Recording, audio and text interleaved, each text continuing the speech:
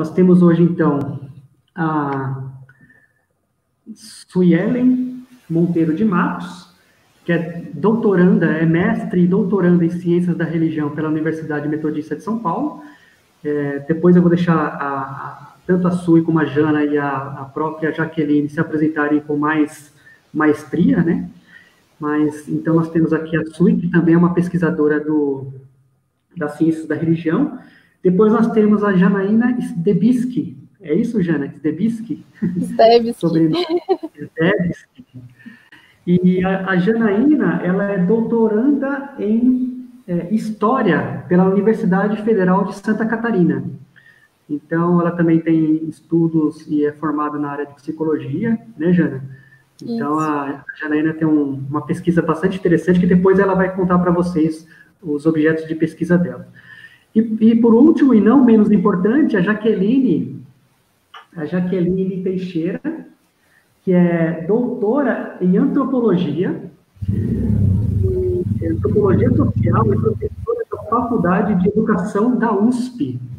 Seja bem-vinda também, Jaqueline. Depois Obrigada. Também a Jaque vai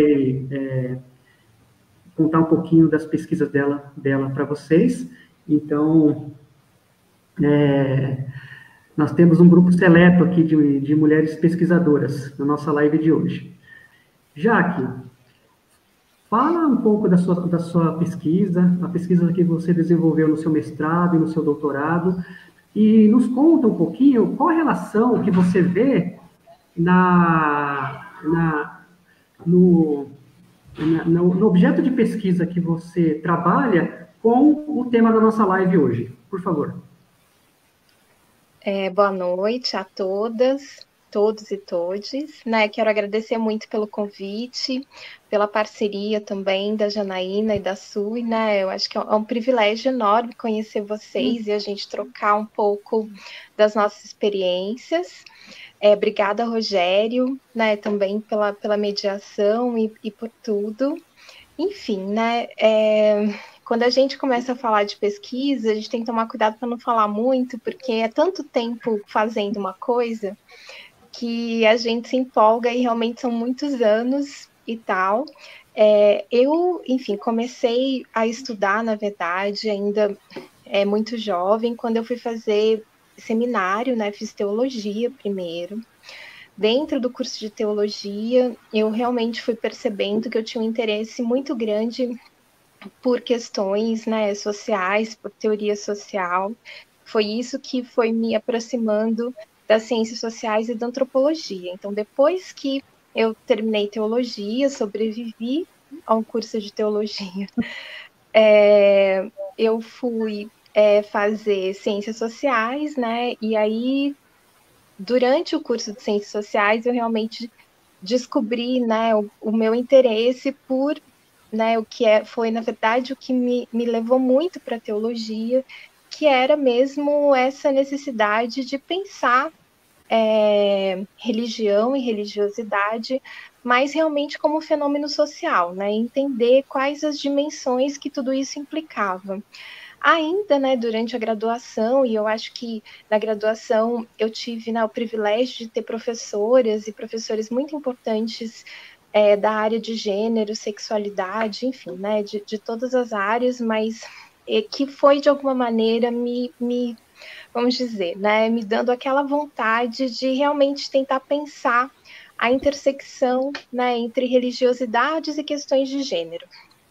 A gente sempre teve, né, e a antropologia é uma área muito consolidada dentro das ciências sociais para pensar religião e para pensar religiosidade, e a gente sempre teve pesquisas muito importantes, principalmente sobre evangélicos, pessoas evangélicas e sobre o crescimento pentecostal, mas a gente não tinha muitas pesquisas que desse um pouco de voz, ou que falasse um pouco sobre a perspectiva das mulheres, né? Como é que as mulheres, de alguma maneira, vivenciavam o pentecostalismo.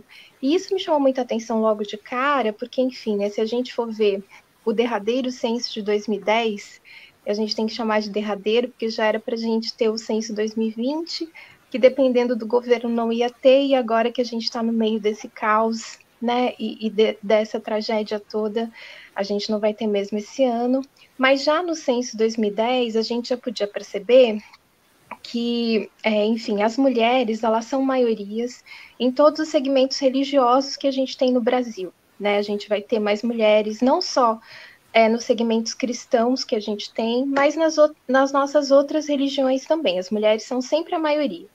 Mas quando a gente vai dentro do segmento evangélico para o pentecostalismo, a gente percebe que as mulheres realmente são muito mais, né? Existe uma diferença maior entre a quantidade de mulheres e a quantidade de homens, né? No censo 2010, a gente já percebia que a gente tinha 62% de mulheres, né? 62% das pessoas que se dizem evangélicas no Brasil são mulheres.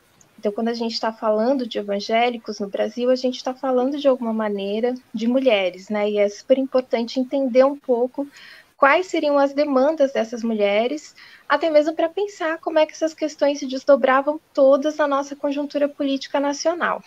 Quando a gente vai para uma igreja específica do segmento neopentecostal, como a Igreja Universal, no censo de 2010, a gente já percebia que na Igreja Universal a quantidade de mulheres era de 69%.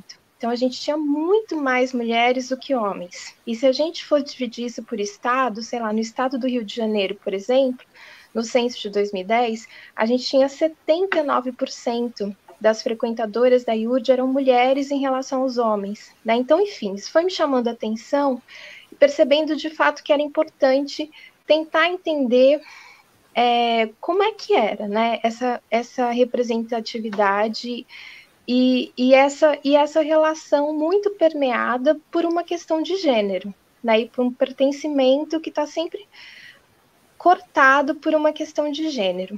Então, né, quando eu comecei o meu mestrado, eu comecei então a pesquisar o início de alguns projetos voltados para mulheres na Igreja Universal, né? Esses projetos começaram em 2010, né? Foi exatamente no ano que eu comecei o mestrado. E esses projetos, claro, né, eram projetos que tinham um corte muito forte, né, dentro, né, dessa dimensão pentecostal e neopentecostal, que cruza a teologia da prosperidade, e projetos que, de alguma maneira, colocavam algumas questões importantes para uma ideia de mulher, né? E uma coisa que me chamava muita atenção nesses projetos é que um deles, especificamente, né, que tinha um nome muito interessante, chamava Godly Wood, que é tipo assim, uma diva de Deus, uma brincadeira com Hollywood, em que você, na verdade, pensava, né, que essa mulher, ela não nascia mulher, ela se tornava mulher.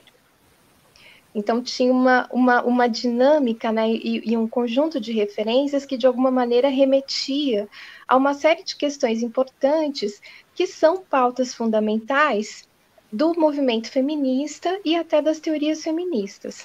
Apesar de enunciar esse tipo de fala, esses projetos eram projetos que se construíam como projetos antifeministas, né? Então, mulheres que, de alguma maneira, pensavam uma ideia de empoderamento, né? E essa categoria, claro, não era usada nesse momento, ela passou a ser usada só muito depois, 2016, 2017, mas que pensavam uma ideia essa ideia toda a partir, né, da necessidade de explicitar e de publicizar uma postura distante das noções do feminismo e da própria ideia de feminismo. Isso me trouxe várias questões, e uma delas, principalmente, é que, de alguma maneira, havia um imaginário do que era ser uma mulher feminista e do que o movimento feminista produzia ou fazia, que passava largo do modo como essas mulheres pensavam, né? E de quais noções realmente que essas mulheres acreditavam que configurava esse feminismo. E, consequentemente, também, essas mulheres estavam operando a necessidade de pensar pertencimentos sociais e de pensar, inclusive, demandas, né, de trabalho, de casamento e o próprio debate sobre violência doméstica, né, de alguma maneira de tentar se apropriar mais do debate sobre violência doméstica, de um enfrentamento teológico, né, dessas mulheres de alguma maneira tentando se consagrar como pastores e como missionárias, numa relação que parecia muito mais de complementariedade com o que se produzia dentro, né, dessas noções de feminismo, do que uma repulsa, né? Enfim, eu acho que para resumir, né, eu acho que basicamente, né, no doutorado eu continuei acompanhando esses projetos, eles cresceram, né, e se desdobraram para um projeto de atendimento a mulheres em situação de violência que eu estudei bastante durante o doutorado e que agora, né, enfim, tem ressonância nesse novo Ministério de Direitos Humanos, Família e Mulher, desenhado pelo governo Bolsonaro, né? Então tem uma relação também, né, de alguns fundamentalismos e a possibilidade de se construir uma ideia política do que seria essa mulher, né? E essa mulher pentecostal, né? De quem seria essa mulher pentecostal? Mas acho que fundamentalmente o que, né, esses anos me mostraram, né, e que eu acho que eu posso contribuir hoje no debate, é que a categoria mulher era uma categoria fundamental que corta a história, né, do cristianismo, que consequentemente corta a experiência religiosa brasileira e fundamenta a possibilidade de se pensar a experiência religiosa pentecostal, né? Ela é fundamental para a experiência religiosa pentecostal.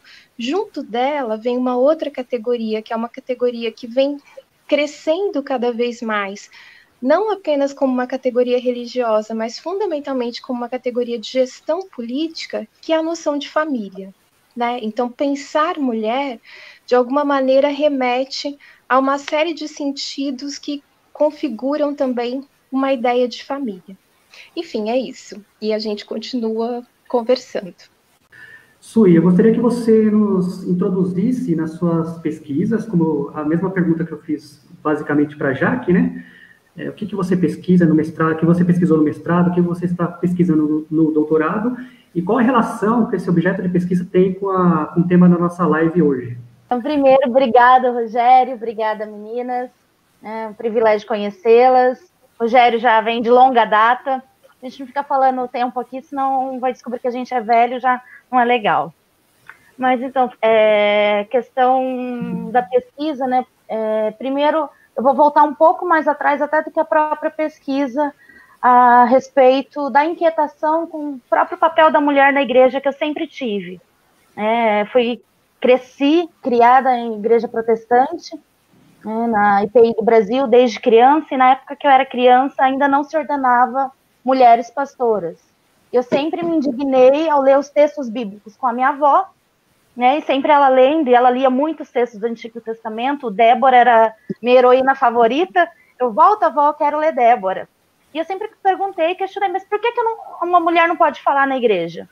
Não, mas fala na escola dominical. Eu falei, mas por que ela não pode estar lá no púlpito no domingo à noite? Isso com 10 anos de idade, sem ter noção nenhuma de feminismo, de gênero, de nada. E aí sou formada em biomedicina, depois cursei teologia, e ao mesmo tempo que fazia teologia, eu fazia o mestrado em ciências da religião. E aí eu fui pesquisar, meu objeto de pesquisa foi a profecia do segundo Isaías, o bloco de 40 a 55 do livro de Isaías, nessa perspectiva de gênero, em estudar a construção da face materna de Javé. Como que nesse período se desenvolve o monoteísmo hebraico, Javé passa a ser mãe, que amamenta, que carrega no colo, que abre o útero, né, que carrega desde o ventre. Então, eu fui trabalhando, e aí com foco em exegese mesmo, e aí usei muito de questão de teoria de gênero sem saber, porque até então não tinham me apresentado nada, né, e usei muito, e hoje, relendo a minha dissertação, eu vejo quanto que eu poderia ter aprofundado muito mais se alguém tivesse dito e falado, leia isso. né? Então, mas foi nessa construção, né, de observar, entender, né, dentro desse período, e aí foi onde eu acabei tendo que retornar, né, nas memórias mais antigas dessas mulheres, de onde elas tiram isso de que um Deus pode ser mãe, né, e aí é onde eu fui para as memórias das deusas, né, do Antigo Oriente Próximo, principalmente Asherá, Anat e Ishtar. Então, aí eu voltei dentro ainda da pesquisa no meu mestrado para tentar observar como a memória dessas deusas se manteve presente mesmo nesse processo de construção do monoteísmo. E aí, então, elaborei a dissertação com a exegese especificamente do texto de Isaías 43, de 1 a 7, que fala que chamei-te pelo nome, tu és meu. E esse verbo chamar, né, o kará, em hebraico, ele significa gritar. E quando ele está associado com Shem, nome, indica o nomear alguém, dar nome a alguém. E as mulheres do antigo Israel eram elas que davam nome às crianças, aos filhos, às filhas quando nasciam, no momento do parto. E aí, então, eu trabalhei em cima disso. Né? A tese da dissertação era justamente essa, do Deus, né, nessa construção de mulheres ali presentes nesse grupo profético, de profetisas ali, que escreveram e elaboraram essa teologia de que desse Deus, né, dessa divindade única nessa construção desse período, ela, né, a divindade também é mãe. Então eu trabalhei, e aí agora, quando retornei para o doutorado, eu permaneci nesse foco em trabalhar, né, a questão da deusa propriamente dita. Então, o meu foco de pesquisa agora no doutorado é estudar Asherá, uma deusa que não é estrangeira, e aí a gente entendendo o processo da história de Israel e Judá, é uma deusa que sempre esteve ali no desenvolvimento das cidades-estados, né? Embora os textos bíblicos se esforcem para dizer que ela é uma deusa cananeia, estrangeira, sempre pejorativamente, ela é abominação, é o ódio de Javé, mas que, entendendo nos processos históricos, o que a arqueologia nos ajuda bastante, é uma deusa que sempre esteve presente e sempre foi cultuada. É mais fácil a gente entender Javé como um intruso, né, que vem para esse panteão que já existia, né, do que ao contrário. Não somente Asherá, mas Anat, El, Baal, Ian, Mote, todas as outras divindades desse panteão ugarítico. E aí o foco, né, não é só a deusa em si, mas as suas sacerdotisas, né, as suas Kedoshot, né, que há esse problema também na própria tradução dos textos bíblicos, e aí eu tenho me utilizado bastante da questão das teorias de gênero justamente para discutir essa questão de linguagem, né, que traduzem-se como prostitutas cultuais, prostitutos, né, mas quando o substantivo é santo, santas, sagrados e sagradas. Então a gente trabalha com isso, com a questão dos próprios termos masculinizados da deusa, nessa tentativa de se apagar a memória de qualquer forma.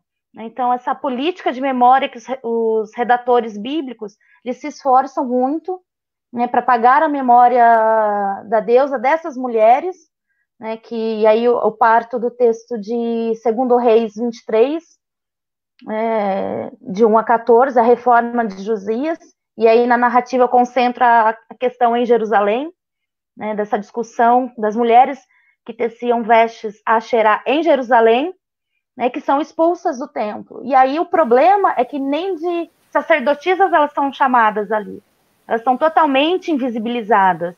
Elas são só mulheres que teciam vestes. Enquanto todos os outros sacerdotes, eles recebem o seu nome litúrgico, né, a sua função litúrgica. O sacerdote é o eunuco, mas elas são só mulheres. Então, a gente vai percebendo toda essa problemática, e aí eu estendo também para os textos deuteronomistas, né, de Josué a 2 Reis, para tentar entender essa discussão. né? O que eles fizeram, né, com o Deuteronômio junto, né? Como que eles vão elaborando e vão na linguagem para tentar apagar a memória, né, de mulheres, da divindade, né, de que tem sido silenciada, e as interpretações e reinterpretações também.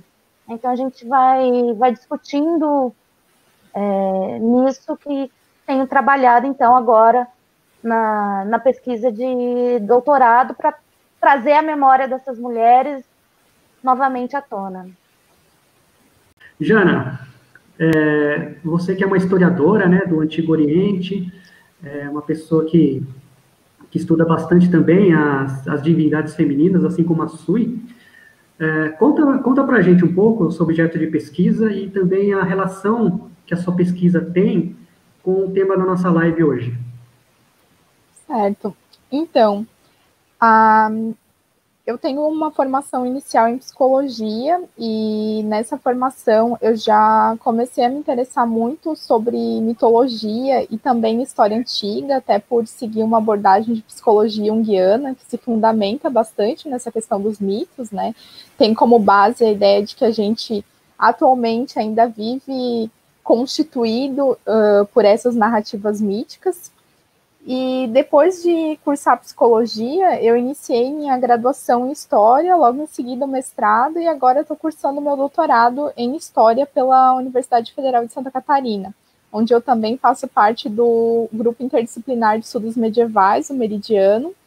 E durante o meu mestrado, na minha dissertação, o meu foco de pesquisa foi a região do Antigo Crescente Fértil, onde atualmente se localiza o Iraque, Israel, o que a gente conhece, né, como o Oriente Médio, digamos assim. Então, comecei a pesquisar um culto chamado, né, como a Sué já comentou um pouquinho até, um rito chamado, traduzido nos textos bíblicos, enquanto prostituição sagrada. E que também, né, conhecido, ele é um rito que acontece de forma muito diferente entre diferentes povos dessa região e na longa duração, digamos assim. Então, a gente pode relacionar esse rito com o hierogamos, o casamento sagrado, com outras práticas de sexo sagrado que aconteciam no templo, e em troca recebiam sacrifícios ou donativos para o templo, por isso essa relação também com a prática de prostituição, né, por conta do intercurso sexual em troca de algum bem para o templo, de um donativo para o templo. E comecei a me interessar bastante por essa ideia, né, de pesquisar, então, uma prática de prostituição que estava dentro de um contexto sagrado na antiguidade, porque isso envolvia tudo que eu me interessava em pesquisar. E eu fui encontrar, primeiramente, uma narrativa falando sobre isso já no livro de Gênesis, do Antigo Testamento, então a narrativa de Gênesis 38. Essa narrativa, ela fala sobre um dos principais patriarcas da narrativa bíblica, que é o patriarca Judá, e conta sobre a relação dele com a sua nora, a Tamar. Então, a Tamar, ela teria se casado com o filho mais velho de Judá, e quando esse filho morre, pela lei do levirato, que então seria uma lei onde quando um homem morre sem deixar descendentes, essa mulher deveria então se casar com o seu irmão para gerar filhos e garantir a linearidade do homem morto, o que já mostra também, né, a questão das mulheres terem essa obrigação de gerar posteridade para os homens, de garantir, então, a continuidade dessa família, esse papel de geradora, né, de filhos, e essa mulher, então, deveria se casar com o seu cunhado. Isso aconteceu com a Tamar, porque o primeiro marido dela morreu, ela teria se casado, então, com esse cunhado, que também veio a falecer. Com medo disso, achando que a Tamar poderia ser responsável pela morte dos filhos, Judá, então o sogro da Tamar, fala para que ela vá para a casa dos seus pais e espere até que o terceiro filho dele, o mais jovem, tenha idade para se casar. A Tamar, quando vai para a casa dos pais, o que também mostra que a mulher não tem um lugar seu, né, porque a partir do momento em que ela fica viúva, ela sai da casa do patriarca e tem que voltar para a casa do seu pai, então a casa é sempre a casa do homem, né, ela não tem o seu lugar, o seu espaço, ela é sempre relacionada ou à família do marido ou à família do pai, então ela volta para a casa do pai até que uma vizinha conta para ela que o filho mais jovem de Judá já tinha idade para se casar e que ela estava sendo enganada. Então, quando ela descobre isso, ela vai até um determinado lugar e espera que Judá passe por aquele lugar, e ela, nesse local, está utilizando um véu, que eu também relaciono até com esses véus tecidos para as deusas, também utilizados nesses ritos, né? E ela, utilizando um véu, de acordo com a narrativa, é considerada por Judá como uma consagrada, né? Essa questão da Kadesha, uma consagrada prostituição, e ele então tem um intercurso sexual com ela, prometendo que vai enviar para ela um animal posteriormente. E ela diz: não, eu quero um pagamento agora. E ele dá então para ela, como garantia de que vai enviar esse animal depois, justamente o seu cajado, que é símbolo do seu poder como patriarca, e também o seu selo, que era um objeto que de fato existia nas relações comerciais da antiguidade, que era como se fosse uma assinatura da pessoa, né? Era como se fosse um carimbo que a gente conhece hoje em dia. Então ele dá para ela esses dois objetos em sinal de que vai enviar esse animal depois. Depois que isso acontece, o Judá é informado de que a Tamar está grávida e vai até a casa dela pedindo para que ela saia para fora, porque ele vai queimar ela viva porque ela adulterou. Né? Ela estaria grávida, então, de outro homem que não é da família de Judá. Quando ela sai para fora, ela anuncia que o pai dos filhos dela, na verdade, é o dono daqueles pertences que ela tem nas mãos. Né? O Judá reconhece e diz que mais justa é Tamar do que ele. Então, ela é considerada justa na narrativa e dá, então, né, a continuidade, a posteridade a essa linhagem de Judá, que é considerada, inclusive, muito importante no Antigo Testamento. E várias questões eu utilizei para discutir nessa narrativa. Tanto essa questão de que nada acontece com Judá, ele em nenhum momento é questionado na narrativa, ou mesmo julgado por ter se envolvido com um rito que, naquele contexto, é considerado um rito estrangeiro, né, um rito de intercurso sexual como significativo de um rito oferecido a essas deusas que são, sim, cultuadas na região, mas que a narrativa faz de tudo para colocar como deusas estrangeiras. Então, em nenhum momento ele é questionado ou colocado como traidor da crença em Yahvé por estar adotando essa prática, e mostra também a questão da importância de garantir essa linhagem, né, para os patriarcas. Então, dentro dessa narrativa, eu também entrelacei ela com essa questão dos ritos que aconteciam nessas regiões, relacionados com o culto a Ashirá e também a deusa Inanna, que também é conhecida como Ishtar entre babilônicos e assírios e como Inanna entre os sumérios, na região da Mesopotâmia. E, posteriormente, também discuti a respeito da questão dessas mulheres estrangeiras que aparecem na narrativa bíblica do Antigo Testamento. Importantes narrativas no livro de Reis, também no livro de Jeremias, a gente tem importantes narrativas sobre isso. Então, esses cultos a divindades cananeias, mesopotâmicas, vai aparecer de forma repetitiva no Antigo Testamento como uma proibição, né, sendo considerada sempre uma abominação, algo que é abominável aos olhos de Yahvé, e na grande maioria das vezes, quem vai ser responsabilizada por esses cultos são as mulheres, e geralmente mulheres chamadas de estrangeiras. Então, elas são responsabilizadas e culpabilizadas por trazerem esses cultos que, de fato, já aconteciam ali, e elas sempre continuaram. Depois, até nas perguntas, posso trazer uma narrativa de Jeremias que mostra, né, as próprias mulheres dizem: a gente sempre fez esses cultos, nossos pais fizeram e nossos maridos sabem muito bem que a gente estava fazendo, eles estavam participando. Então, agora eles estão ali quietinho, mas a gente estava fazendo isso o tempo todo e eles também. Então, meu objetivo na dissertação foi pesquisar justamente esses processos de resistência gerados por mulheres que estão presentes nessas narrativas, onde a gente consegue ver a manutenção, a continuidade desses cultos a essas deusas que foram tanto consideradas estrangeiras como depois foram demonizadas. Né? Então, hoje em dia, a gente consegue ver, por exemplo, que se você digitar Lilith no Google, vão aparecer imagens de achados arqueológicos da deusa Inanna. Né? Então, a gente consegue ver, inclusive, um processo de demonização dessas deusas. e de ligação delas com algo que é abominável, demoníaco, que deve ser excluído, assim como a narrativa bíblica incentiva tanto a queima dos poços de Aserá, a destruição das imagens dessas deusas. Então eu busquei enxergar mesmo esses processos de resistência, essas narrativas de resistência e também de presença desses cultos a deusas femininas no Antigo Testamento e entre os hebreus.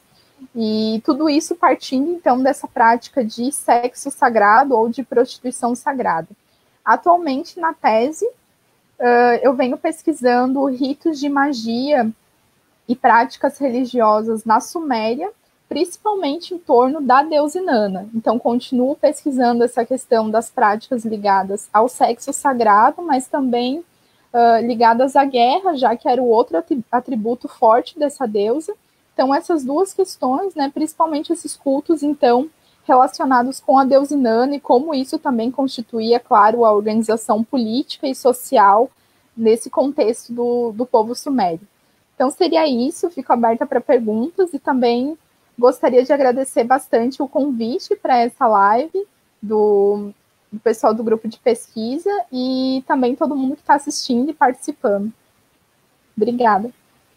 Sui, dentro do Templo de Jerusalém, nós tivemos um movimento desses chamados deuteronomistas, né, que são esses grupos que escreveram os livros de Josué até 2º Reis.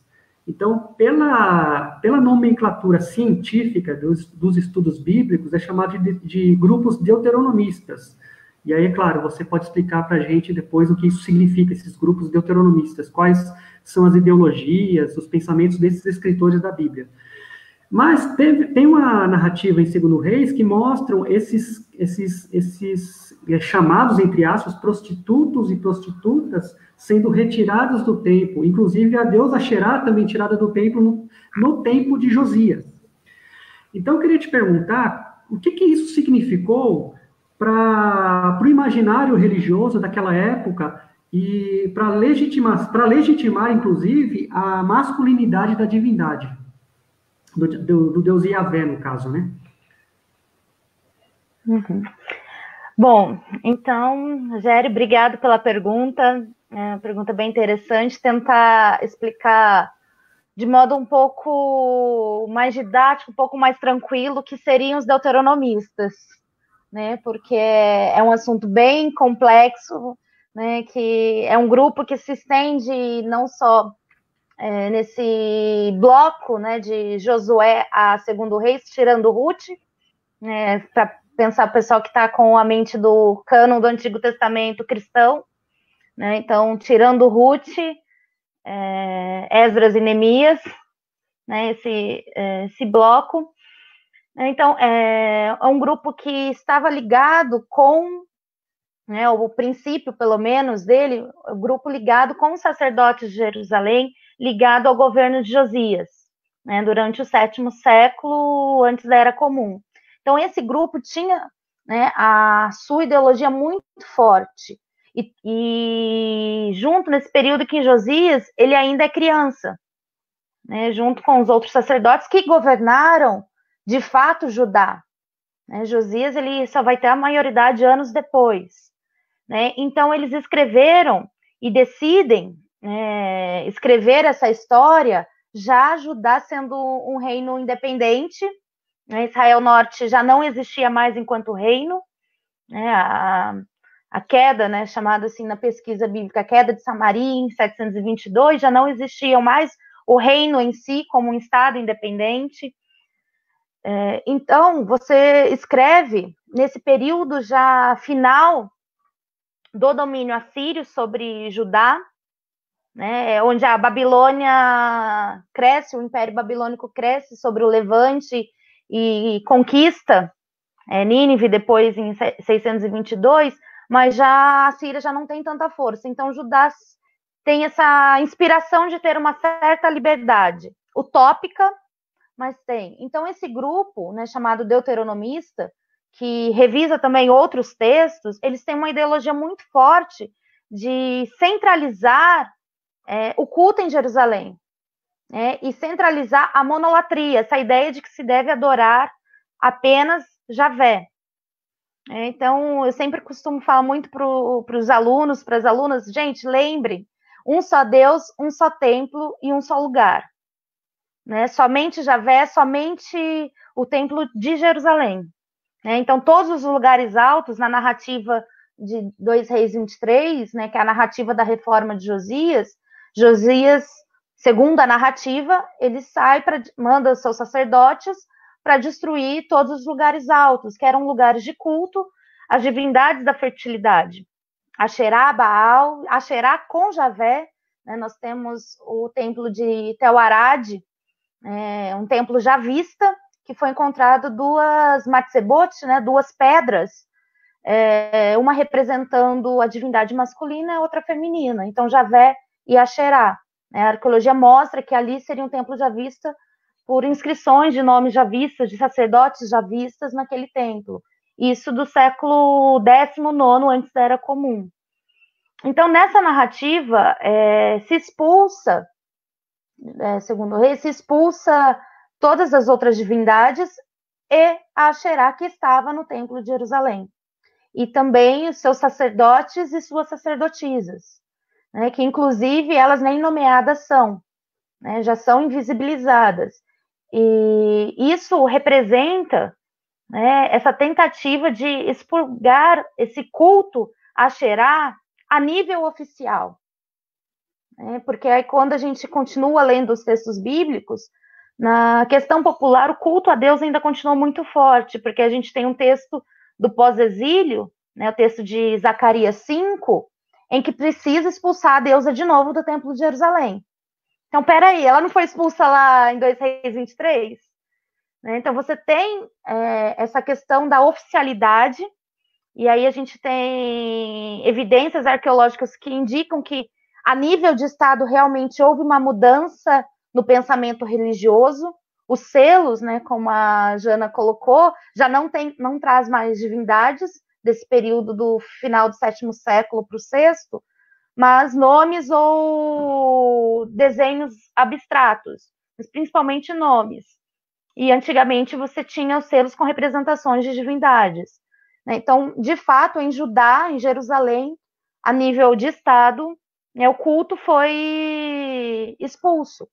Mas na prática, isso não aconteceu. Mas isso reforça essa ideia de masculinizar, né, a divindade e apagar qualquer memória da deusa e serviço feminino.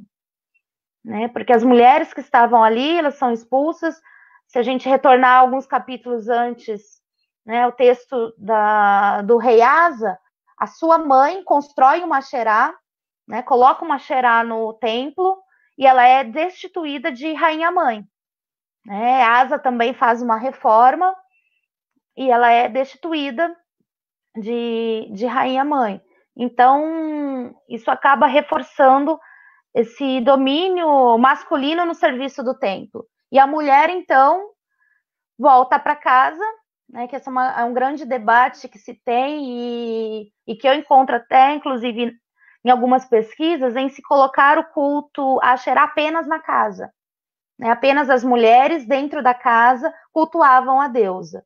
Não que esse não seja um espaço social extremamente importante, mas os textos, e aí quando a gente faz essa leitura indiciária, nos mostra também que ela também estava na questão do Estado, na religião oficial de Judá e de Israel. Então, traz essas consequências para a comunidade em si, e que é a grande reclamação em Jeremias das mulheres lá no Egito.